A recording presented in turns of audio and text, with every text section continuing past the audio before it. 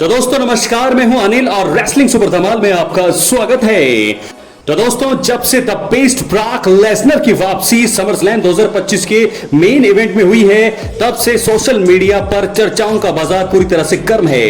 कुछ लोग बहुत ज्यादा खुश हैं, लेकिन कुछ लोग बहुत ही ज्यादा नाराज हैं। जी हां दोस्तों, बहुत सारे फैंस ऐसे भी हैं जो ब्रॉक लेसनर की वापसी से खुश नहीं है। तहलका मचा दिया उन्होंने सोशल मीडिया पर और बहुत सारे लोग उनको बाइकआउट करने की बातें कर रहे हैं। तो ये कौन लोग हैं जो ब्रॉक लेसनर को चाहते हैं कि वो उनकी जो वापसी है बाइकआउट कर दी जाए? तो इस बारे में हम बात करने वाले, इसलिए वीडियो के अंत तक बने रहें। और अगर आप चैनल पर नए हैं, सब्सक्राइब करने के बाद ऑल पर क्लिक करें, क्योंकि फ्री है और यहां आपको हर प्रकार की रेसलिंग जगत से जुड़ी हुई तमाम जानकारी मिलती है और मिलती रहेंगी। इसलिए वीडियो को लाइक करें, शेयर करें, सब्सक्राइब करने के बाद ऑल पर क्लिक जरूर करें। तो चलिए दोस्तों, सबसे पहले बात कर लेते हैं कि आज समरस्लैम 2025 के नाइट 2 के मेन इवेंट में क्या हुआ। जॉन सीना कोडी रोड्स के बीच धमाकेदार मुकाबला हुआ और दोनों ने, हालांकि हमें लग रहा था कि कोडी रोड्स का heel टर्न होगा, जॉन सीना बेबी फेस ही रहेंगे, और ऐसा हुआ नहीं, क्योंकि जॉन सीना तो बेबी फेस रहे लेकिन कोडी रोड्स का heel टर्न नहीं हुआ और उन्होंने बेबी फेस के तौर पर ही जॉन सीना को हरा दिया है, उनकी बादशाहत खत्म कर दी है। 105 दिन के बाद जो है जॉन सीना की बादशाहत खत्म हुई है और उसके बाद हमने देखा जब जॉन सीना रिंग से बाहर जाने वाले थे, तभी द बेस्ट ब्रॉक लेसनर का म्यूजिक बजा।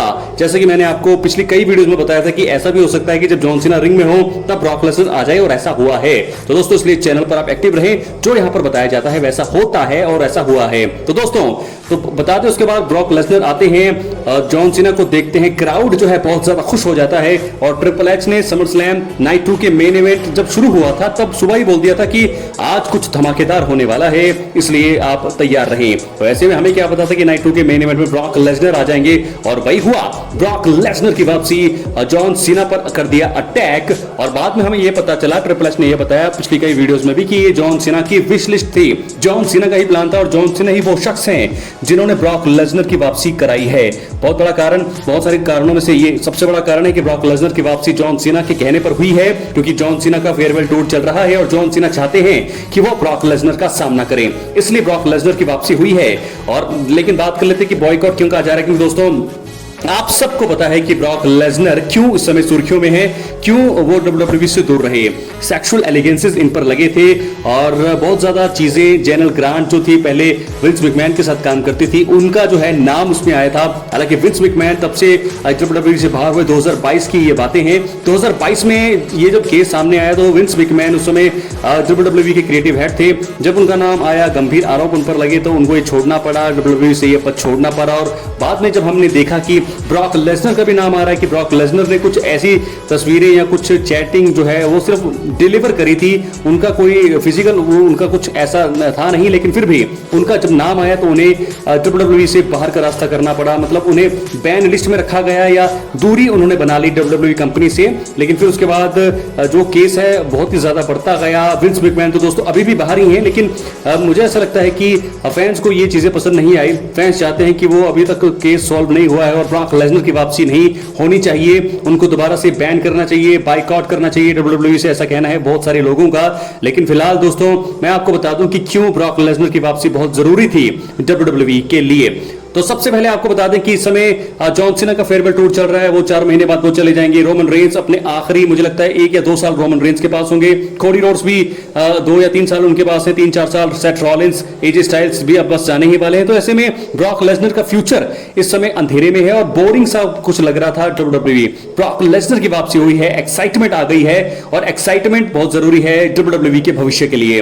ब्रॉक लेसनर की वापसी बहुत जरूरी थी, क्योंकि अब राइवलरी कम से कम 1 या 2 साल तक तो वो रहेंगे। ब्रॉक लेसनर का आना एक बहुत ही बड़ी चीज है, एक अच्छे संकेत हैं। डब्ल्यूडब्ल्यूई बहुत ज्यादा आगे बढ़ेगी इससे, और ब्रॉक लेसनर के आगे जो राइवलरीज होंगी धमाकेदार होंगी, क्योंकि बहुत ही बड़े ये सुपरस्टार हैं डब्ल्यूडब्ल्यूई के इतिहास के। तो ऐसे में Brock Lesnar versus Roman Reigns हमें देखने को मिल सकता है। आगे जाकर के ब्रॉक वर्सेस कोडी भी हो सकता है, ब्रॉक लेसनर वर्सेस रॉक भी कुछ लोग देखना चाहते हैं। तो ये देखिए, मैंने आपको पहले भी बताया कि ट्रिपल एच क्या कहते हैं, this is John Cena's wish list, it's him writing the last chapter of his book. तो ये सारी बात ट्रिपल एच ने खुद बताई है कि ये जॉन सीना के कहने पर ही हुआ है। जॉन सीना के हाव भाव इतने ज्यादा हैरान परेशान नहीं थे, क्योंकि उन्हें पता था कि ये ब्रॉक लेसनर आने वाले हैं और वो आए भी।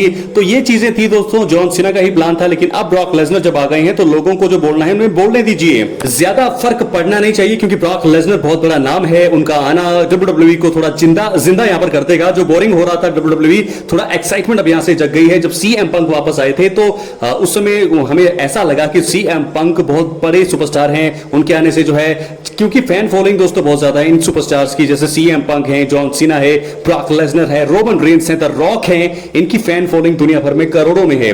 तो ऐसे में ये लोग जब रेसलिंग में रहेंगे, जब तक ये चलते रहेंगे तब तक WWE को भी फायदा होगा, एक्साइटमेंट रहेगी भी और हमारा काम भी चलता रहेगा। तो ये सारी चीजें बहुत ज्यादा जरूरी है। तो इसलिए ब्रॉक लेसनर का आना बहुत ज्यादा जरूरी था।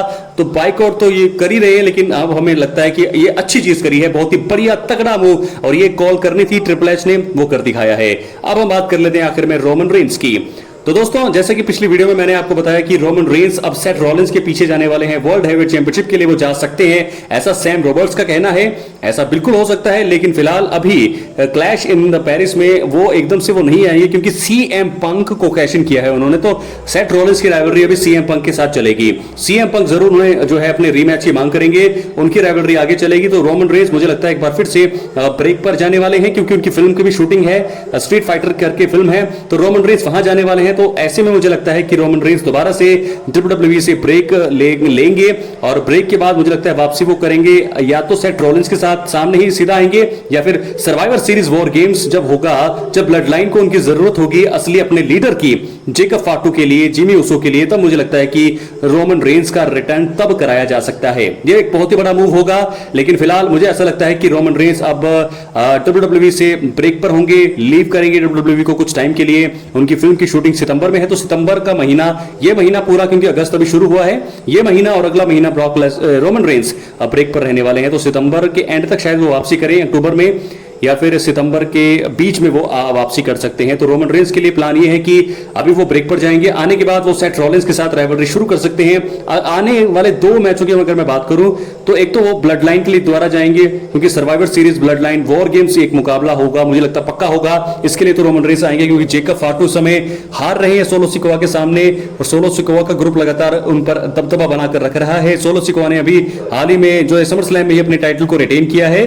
तो यहां पर सोलो सिकोवा का दबदबा है और जेकब फाटू को यहां पर हेल्प चाहिए। तो रोमन रेंस के बिना मुझे नहीं लगता कि जेकब फाटू अपनी बातों को आगे बढ़ाएंगे, ना वो जीत पाएंगे। तो Roman Reigns bloodline civil war games के लिए एक उनका अगला प्लान ये है, WWE का ये प्लान होगा कि रोमन रेंस को ब्लड लाइन सर्वाइवर सीरीज के लिए जेकब फाटू के साथ लाया जाए, वहां को लीड करेंगे रोमन रेंस, और उनके सामने सोलो सिकोवा एक बार फिर होंगे। एक बार वही हम देखेंगे जो पिछले साल देखा था, एक bloodline civil war game मुकाबला। और उसके अलावा मुझे लगता है कि सेथ रॉलिंस के साथ उनका एक मुकाबला बनता है। वर्ल्ड हेवीवेट चैंपियनशिप उनके पास हो या नहीं हो, लेकिन फिर भी मुझे लगता है कि ये एक बड़ा मुकाबला रोमन रेंस का बदला अभी भी क्योंकि बाकी है। तो दोस्तों, ऐसे में बहुत सारी चीजें मैंने आपको आज की इस वीडियो में बता दी है। कैसी लगी वीडियो अपनी राय कमेंट बॉक्स में जरूर दे। ब्रॉक लेसनर को लेकर के मैंने सारी बातें आपके सामने रख दी हैं कि क्यों उनको बाइकआउट कहा जा रहा है, क्योंकि बहुत सारे लोग जो है पसंद नहीं भी करते हैं ब्रॉक लेसनर को, इसलिए ये चीजें हो रही हैं। और साथ के साथ ब्रॉक लेसनर का आना WWE को बहुत ज्यादा जरूरी था, नीड थी इस समय।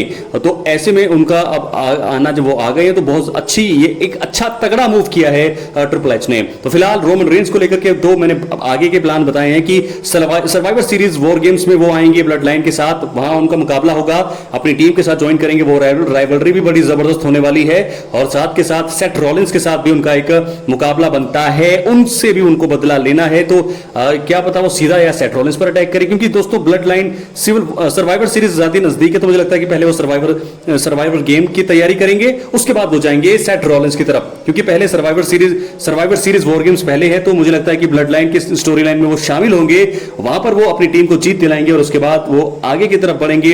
और आगे की तरफ उनका एक ही टारगेट है, जिन्होंने कहा था कि चैंपियनशिप के लिए वो जाएंगे। अब चाहे वो अनडिस्प्यूटेड टाइटल के लिए जाएं या वर्ल्ड चैंपियनशिप के लिए जाएं, दोनों में से वो कहीं भी जा सकते हैं। लेकिन सेथ रॉलिंस के साथ उनकी राइवलरी बताई जा रही है। अपनी राय कमेंट बॉक्स में जरूर, चैनल पर नए सब्सक्राइब करें दोस्तों, एक्टिव रहें। बहुत बहुत धन्यवाद।